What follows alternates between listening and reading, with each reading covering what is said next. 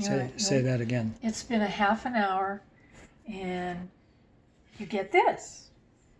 Wow. Is that exciting? Okay, so once you get that to that stage, then you're going to add a teaspoon of salt. I'm going to sprinkle the salt over the top.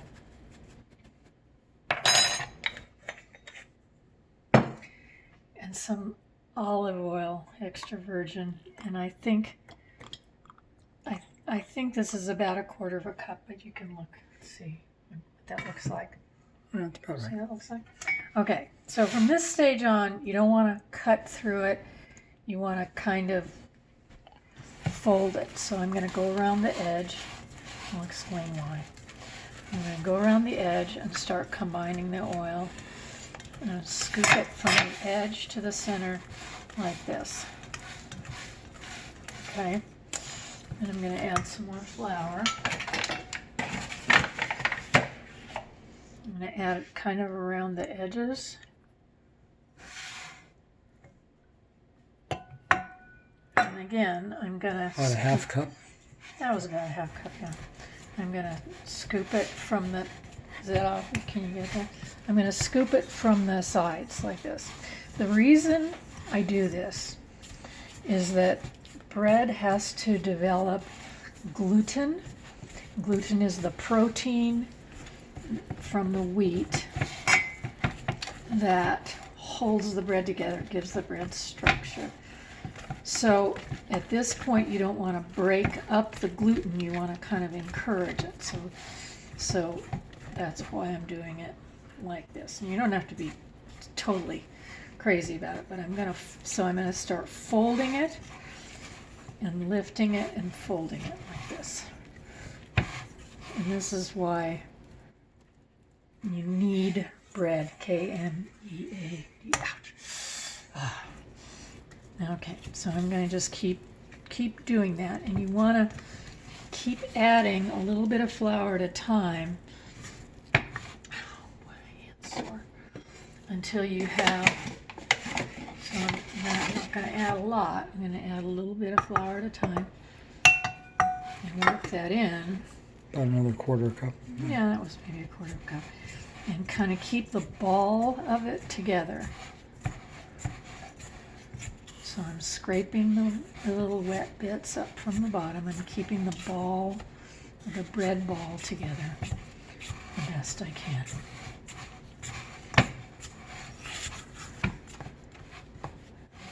Okay, and you can fold it over like that.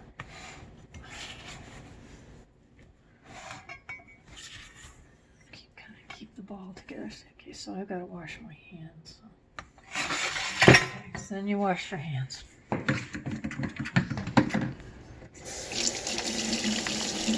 don't have to really take a picture of me washing my hands. Oh, of course. I can pause it if you want. No. Okay. Because now what you're going to do, so you've got this ball that it's kind of manageable.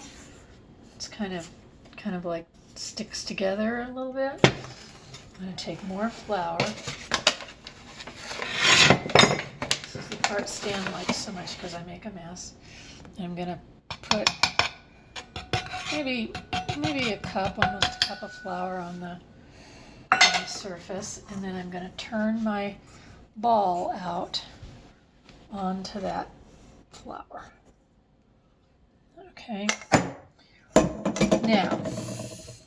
Now you just have to start kneading in the flour, and I'm going to kind of handle it kind of carefully because it's still a little bit sticky. And you don't want it to get stuck to your hand. Yeah, and you know, it doesn't, well, you can just wash your hands, but you push, turn it a quarter, push, turn it a quarter, push, and you just keep doing that. And it probably won't incorporate all this flour, it might, but you waste some flour. Sometimes I put it back. So you're going to keep turning and pushing and turning, pushing, turning. You just keep doing this. This is the cathartic part of the bread making process. And yeah, again, if you're ticked off at somebody, this is a great thing. Bread is good. what you're doing here, some flour here, what you're doing here, again, is building the gluten that gives the structure to the bread. You're also sort of getting to know your bread here. It's just very emotional, very, you know. So I'm going to just keep doing this. And if you kind of plan it right, you don't have a real sticky mess.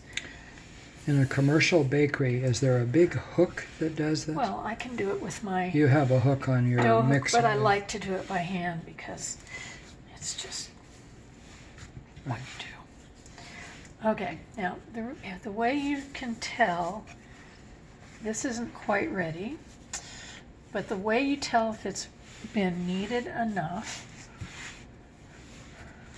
and you incorporate a little less flour each time. So just enough. Here I'm just using enough flour to keep it from sticking because it's starting to feel stiff and I don't want to get it too dry. Mm-hmm. But then I'm going to check, and you look for the little blistering that you get on the surface of the ball. See, there's this little blistering, like right there. And that tells you it's almost been kneaded enough. And so I'm just going to do some more. So this isn't something where you can kind of say it takes 10 minutes or whatever. It just takes the time it takes. Would humidity make any difference? Humidity does make some difference, but Because it's less humid where he lives. well, It's more humid. I mean, it's more humid. It's more humid, but he doesn't have to deal with altitude. Excuse me. That's real helpful. Well, I sneezed into my hand. So I'm supposed to sneeze into your elbow. Yeah, just to note, he did not sneeze on the bread. course. Okay. When it's a nice ball like that, pat it a few times. Tell it you love it.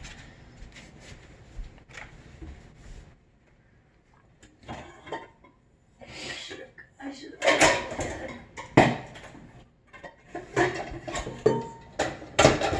So unpause. Okay. Okay, then you're going to take some. This is the sum thing. Olive oil. And you take the bread and you're going to put it upside down in the olive oil. Then you're going to go like this. Then you're going to turn it over so the top is oiled. Mm-hmm. Okay. And you're going to set it aside. And you're going to put your little happy plate back on top. Okay. And then you're going to leave it there for how long? for maybe an hour. This is the Bembelman's Bakery part of it. This is the Bembelman's part. Right. So Okay. maybe